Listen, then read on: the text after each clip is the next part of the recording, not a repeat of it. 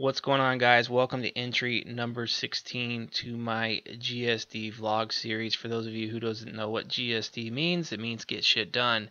And that's basically what I've been doing, this entire prep. I think now that we're, almost 17 weeks into it, it's been an extremely slow pace. And I know I've gotten some questions as to why I'm going so slow, and I know some people might be scratching their heads, like, why is this guy going so slow when he could probably, get more fat loss off, quicker.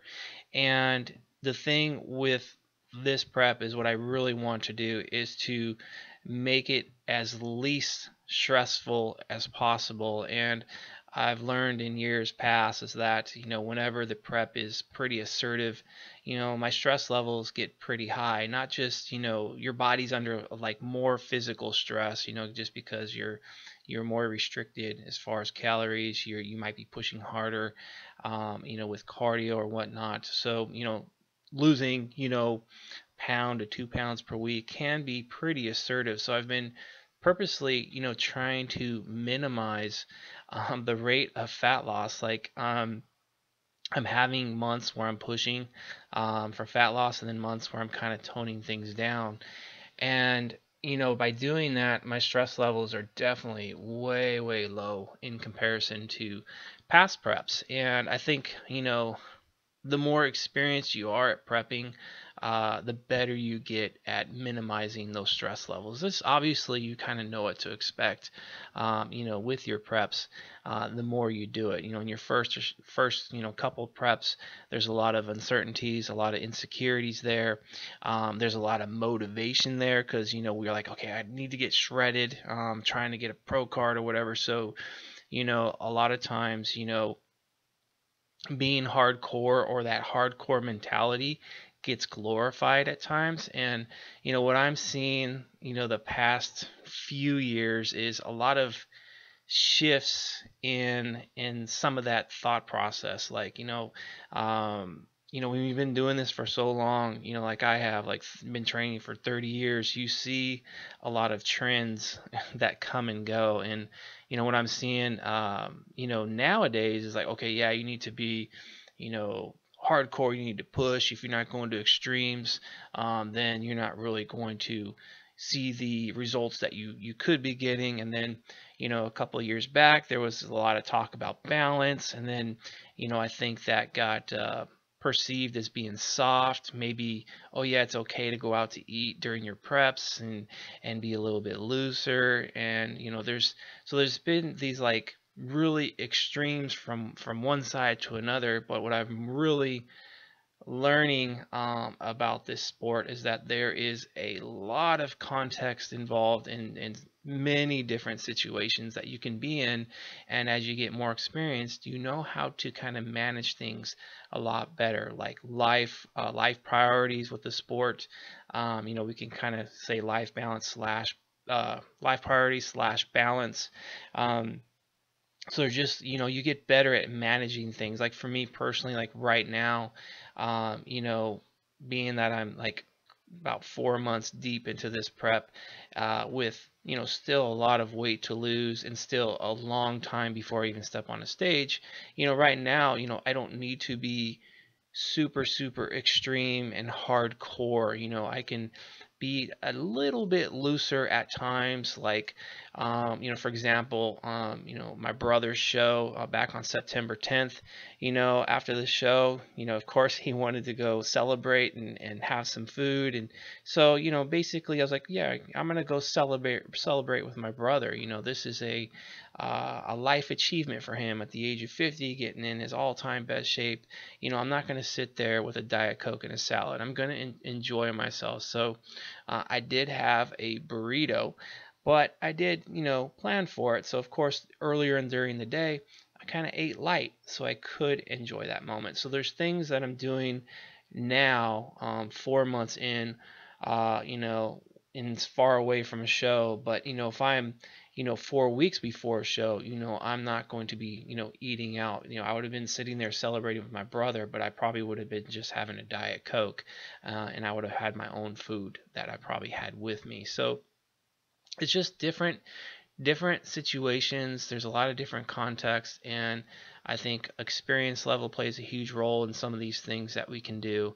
Obviously, there's things in my very first prep that there's no way I could have did what I'm doing now, just because I didn't have that experience level that I have now. So that's something that needs to be kind of kept in mind, as well as that if you're kind of following along with my prep now, you have to remember that this is, gosh, I don't even know how many seasons I'm in now, but I'm 45 years old. I've been competing since 1993, so there's a lot of experience behind me, and not just experience, but experience with myself and knowing how well I could adhere to things and what works well and what doesn't work well for me. So that's basically, pretty important to note that if you're following me or if you're following, someone else out there, just know that, it's their journey, and what they do with their journey doesn't necessarily mean that you can do the same things that that person does. Maybe you can, maybe you can't, but I've learned over the years, for me personally, I've learned from a multitude of different people and personalities, and I've been able to kind of, pick and choose, or I should say not choose, but just pick things from certain people, and kind of create my own. And I think, that's what I try to do when I coach athletes, is that, yeah, we can kind of use generalizations to kind of get the ball rolling. But then as you start moving along in your journey, then you need to kind of, see what's working well and what's not working well, and make those necessary revisions to kind of create your own path. And, that's why, I tend to not showcase or highlight or to put out like my own personal training programs too often, just because I don't want people to kind of follow that blindly, because it's not something that is really geared for anybody else but me. So, anyways, enough of the ramble. So, basically, as of today, we're about, like I said, we're about 17 weeks into this prep. I've lost about 10.2 pounds, somewhere in there, and I've been averaging about zero point 0.6 pounds rate of loss per week, or if we go by per day, because it's about 106 days into this prep, it's 0.096 pounds a day. And that's personally why I don't really stress the day-to-day weigh-ins too much.